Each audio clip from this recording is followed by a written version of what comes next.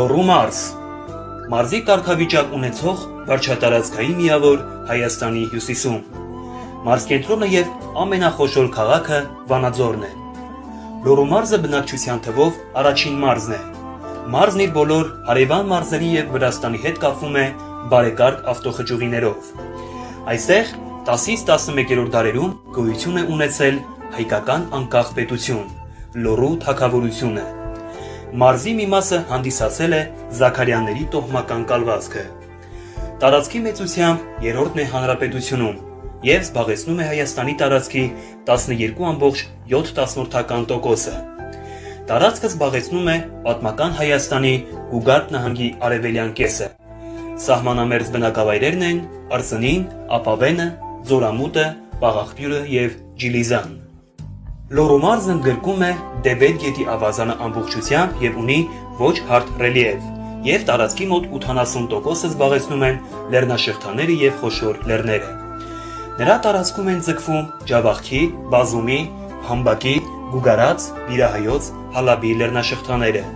Առանձնանում են Փամբակի եւ Լոռվա գոգավորությունները եւ Լոռվա ձորը։ Մարզի տարածքով են հոսում Դեբետ գետը իր Ձորագետ, Մարցագետ եւ Փամբակ վտակներով եւ ունի 154 կիլոմետր երկարություն, որը երկրորդն է հանրապետությունում։ Ագրոկլիմայական տեսակետից ընկած է ինտենսիվ ոռոգման գոտում, հարուստ է հանքային աղբյուրներով։ Բնակավայրերը գտնվում են ծովի մակերևույթից 520-ից 1800 մետր բարձրության վրա։ 979 թվականին Գուրգեն առաջինը հռչակվել է Լոռու կառավարիչ։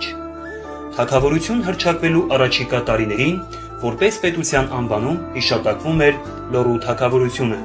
թեպետ ժամանակի ընթացքում շրջանառության մեջ է մտնում Տաշիր Ձորագետ անվանումը։ 1065 թվականից դարձել է Կյուրիկյան թագավորության մայրաքաղաքը։ Հետագայում անվանումը տարածվել է ամբողջ գավառի վրա։ Լոռին Հայաստանի մեծությամբ երրորդ մարզն է 3789 քառակուսի կիլոմետր տարածքով, որը Հայաստանի տարածքի 12.7%-ն է կազմում։ 283.9000 մարդ բնակչությամբ ըստ 2001 թվականի մարդահամարի Լոռու մարզը զիջում է միայն Երևանին։ Հյուսիսից մարզը սահմանակցում է Վրաստանի, արևմուտքից Շիրակի, հարավից Արագածոտնի եւ Կոտայքի, արևելքից Տավուշի մարզերի հետ։ Բազմաթիվ լեռնային առվակներից բացի Լոռու մարզով են հոսում 4 գետ՝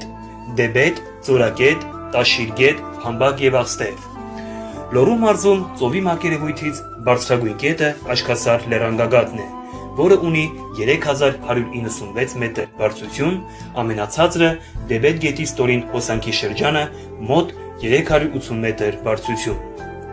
Լոռու մարզն աչքի է ընկնում համեմատաբար խոնավ կլիմայով։ Լոռու եւ Տավուշի մարզերը համարվում են Հայաստանի Հանրապետության ամենախոնավ մարզերը։ Միջին եւ բարձրադիր գոտում կլիման բարեխառն լեռնային է։ Բնորոշ են տևական ցուրտ ձմեռները։ Յուրաքանչյուր տարի հաստատվում է կայուն ձնածածկույթ։ Ամառները տաք են, համեմատաբար խոնավ։ Տարեկան թափվում են 600-ից 700 մմ մթնոլորտային տեղումներ։ Նախալեռնային գոտում կլիման մերձարևադարձային է։ Բնորոշ են չափավոր շոգ եւ չորային ամառները եւ մեղմ ձմեռները։ Լոռու մարզում են գտնվում ՅՈՒՆԵՍԿՕ-ի համաշխարհային ժառանգության ցանկում ընդգրկված Աղբատի եւ Սանահինի վանքերը։ Պատմական նշանակություն ունեն նաեւ մարզում գտնվող Լոռի բերդի փլատակները։ Հայտնի են Օձունի վանքը, Սուրբ Հովանես վանքը Արդվիում, որտեղ գտնվում է Հովանես III Օձնեցի կաթողիկոսի գերեզմանը, Աղթալայի եկեղեցին եւ ամրոցը, Հորոմայրի եկեղեցին, Դորբատա վանքը, Կուրթանի Սուրբ Աստվածածին եկեղեցին, Հնեվանքը, Սուրբ Հովանես ուխտատեղին, Քոբայրի եկեղեցին եւ Ալաբերդու միջնադարյան կամուրջը։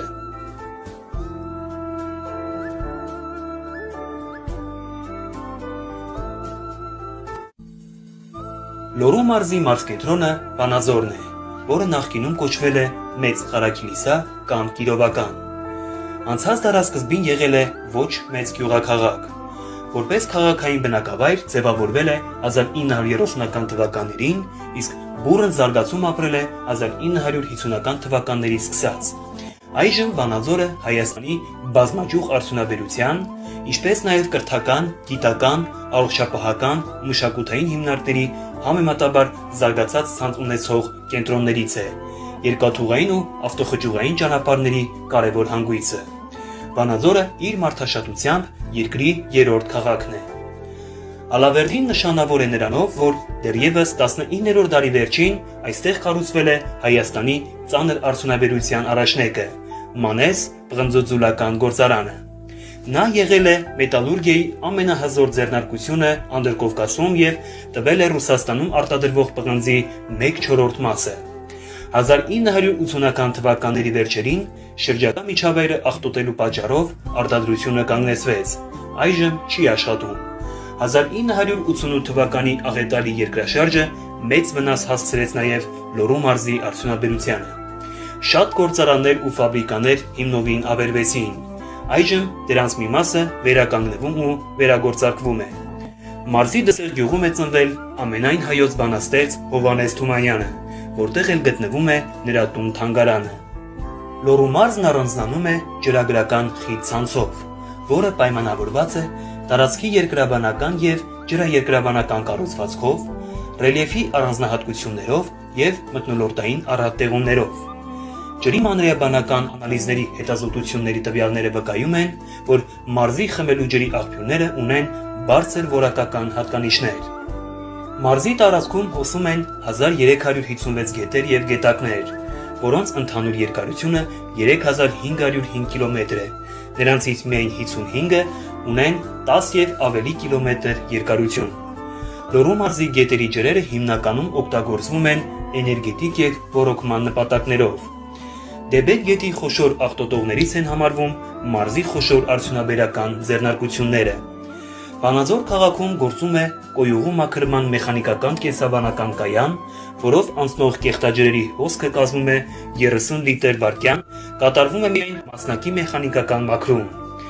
Կեղտաջրերի մեծ մասը առանց մաքրման անմիջապես թափվում է Փամբակ գետը։ Մարզում գործում է Ալավերդու պղնձաձուլական կոմբինատը, որն աշխատեցնում է տարածաշրջանի միակ պղնձաձուլական արտադրամասը։ Լոռու մարզում մշակութային կազմակերպություններն են մշակույթի տները եւ ակումբները, գրադարանները, թանգարանները, արվեստի, գեղարվեստի եւ երաժշտական դպրոցները, համերգասրահները եւ կինոթատրոնները, պատկերասրահները եւ ցուցասրահները, ստեղծագործական խմբերը, կենտրոններն ու համույթները։ Մշակութային կազմակերպությունների արկայությունը դեռևս չի նշանակում ակտիվ մշակութային կյանք, քանի որ դրանց մեծ մասը կարիք ունի հիմնանորոգման եւ նյութատեխնիկական հագեցվածության բարելավման։ Ներկայումս մշակույթի ոլորտի խնդիրները Լոռու մարզում համակարգված լուծում չեն ստանում, ինչը պայմանավորված է մի շարք օբյեկտիվ եւ սուբյեկտիվ գործոններով։ 1996 թվականից հետո մշակութային կազմակերպությունները անցան տեղական ինքնակառավարման մարմինների ենթակայությանը, սակայն ոչ բարվոք տնտեսական իրավիճակը,